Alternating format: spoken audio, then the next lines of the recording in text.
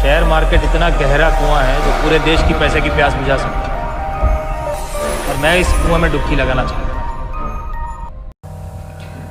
नमस्ते।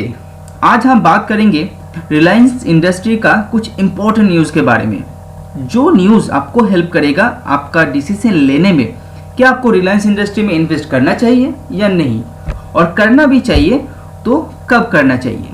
तो चलिए शुरू करते हैं।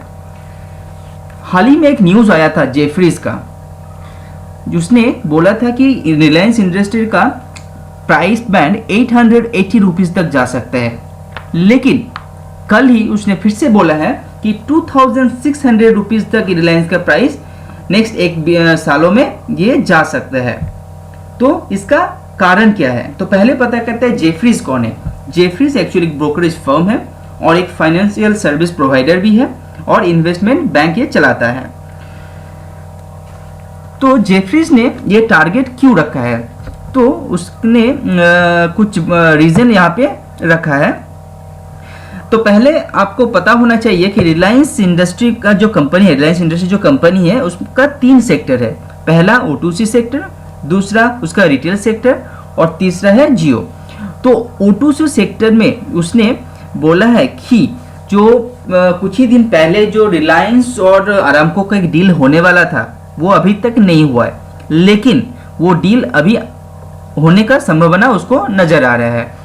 उसका रीज़न क्या है, क्योंकि कोरोना के टाइम ये आपका जो फ्यूल का प्राइस है वो बहुत कम हो गया था, लेकिन अभी उसका प्राइस 70 US डॉलर पर बैरल है। तो डील होने का चांसेस फिर से नज़र आ रहा है। तो ये O2C के सेक्टर के लिए उसने बोला है।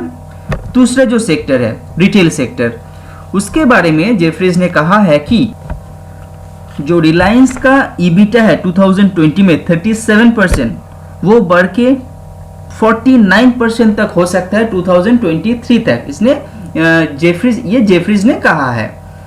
और ये कैसे होने वाला है, क्योंकि इसका मार्जिन जो है वो इम्प्रूव हो जाएगा। तो मार्जिन इम्प्रूव होगा तो इसका प्रॉफिट ऑटोमेटिक आगे बढ़ेगा। उसने और एक बात भी कहा है कि रिलायंस रिटेल का जो जितना भी बड़ा उसका मार्केट कैप है, उसके बाद जो 10 रिटेल का कंपनी है उसको मिला भी देंगे तो ये रिलायंस रिटेल की टक्कर में नहीं आने वाला है, क्योंकि रिलायंस रिटेल बहुत ही एग्रेसिवली आगे बढ़ रहा है और उसका जो रिटेल चेन खोलने का जो प्रोसेस है वो बहुत ही एग्रेसिव है। जियो के ऊपर और जो 2 न्यूज़ है आपको पता होना चाहिए। जैसे पहला न्यूज़ है जियो का 5G प्लान। जियो का 5G प्लान सितंबर 2021 तक कंप्लीट स्टार्ट होने का संभावना दिखाई दे रहा है। ओके, उसके बाद आपका जो जियो मार्ट जो बहुत ही अच्छी तरह से आगे बढ़ रहा है, इसका ग्रोथ पोटेंशियल भी बहुत ही अच्छा है। तो इसके ऊपर अच्छा न्यूज़ क्या है, जियो मार्ट और फ्यूचर डिजिटल का जो डील होने वाला है वो अभी तक कंक्लूजन में आया नहीं है, लेकिन ये डील हो जाता है तो फ्यूचर कंज्यूमर का जो जितना प्रोडक्ट है वो जियो मार्ट में बिकना चालू करेगा। तो ये बहुत अच्छा एक अपॉर्चुनिटी है और फ्यूचर के लिए भी जो रिटेल सेक्टर जियो सेक्टर के लिए बहुत ही अच्छा है। हालांकि ये जो जितना भी जियो मार्ट के थ्रू प्रॉफिट आता है वो रिटेल के अंदर कंक्लूड किया जाता है, लेकिन ये जियो मार्ट के नाम से ये एडवर्टाइजमेंट करता है। रिलायंस के ऊपर और एक जो इम्पोर्टेंट न्यूज़ है, कुछ ही दिन पहले मुकेश अंबानी ने कहा है कि उसका जो O2C सेक्टर है उसको नेट ज़ीरो कार्बन बनाना है 2035 के अंदर। तो कौन सा पावर यूज़ करने वाला है, एक्चुअली वो प्लान किया है हाइड्रोजन, विंड एनर्जी और सोलर एनर्जी इन फ्यूचर में वो यूज़ करेंगे और कार्बन को पूरा तरह से आउट कर देंगे।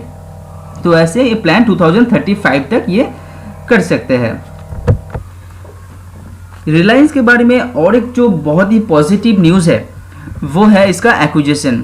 आपको पता ही होगा रिलायंस ने बहुत एग्रेसिवली एक्विजिशन करता है बीते कुछ सालों में। जैसे कि आप देख सकते हैं यहाँ पे बहुत सारे एक्विजिशन उसने कर चुका है और इसका मैनेजमेंट में ये भी कहा है फ्यूचर में भी उसका एक्विजिशन चलता रहेगा, जो रिटेल इंडस्ट्री को और आपका रिलायंस इंडस्ट्री को एक वर्सेटाइल बनाता है। हाल ही के दिन उसने स्काई ट्रेन में भी इन्वेस्ट किया है और अर्बन लैडर में भी यूज़ किया है, अर्बन लैडर में भी इन्वेस्ट किया है। ओके, और ये जितना भी इन्वेस्टमेंट वो कर चुके हैं बहुत सारा इन्वेस्टमेंट ऐसा भी है जो 70-80% स्टेक से लेकर 95% स्टेक भी उसका अंडर में आता है, तो वो कंपनी भी रन कर सकते हैं। रिलायंस इंडस्ट्री में इन्वेस्ट करने से पहले आपको एक बात पता होना चाहिए, आपको कभी भी ये टारगेट को ब्लाइंडली फॉलो करना नहीं चाहिए। आप अपना डिसीजन खुद लीजिए ये सब पॉइंट को फॉलो करके, लेकिन जो ब्रोकरेज फर्म आपको बोलता है वो पॉइंट को आपको फॉलो करना चाहिए। उसके बाद आपका डिसीजन आप खुद लीजिए। ये बहुत जल्दी उसको मार्जिन बढ़ाएगा और बहुत ही जल्दी इसका मार्केट कैप भी इम्प्रूव होने वाला है।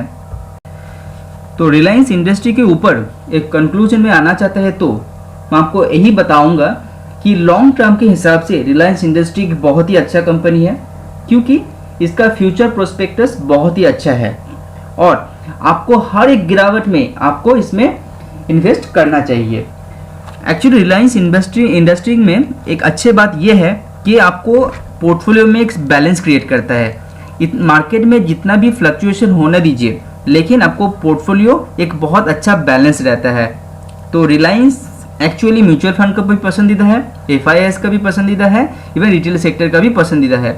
लेकिन आपको पता करना चाहिए कौन सा जोन में आपको इन्वेस्ट करना चाहिए। तो thank you so much video में बने रहने के लिए। Thank you so much. See you on next video.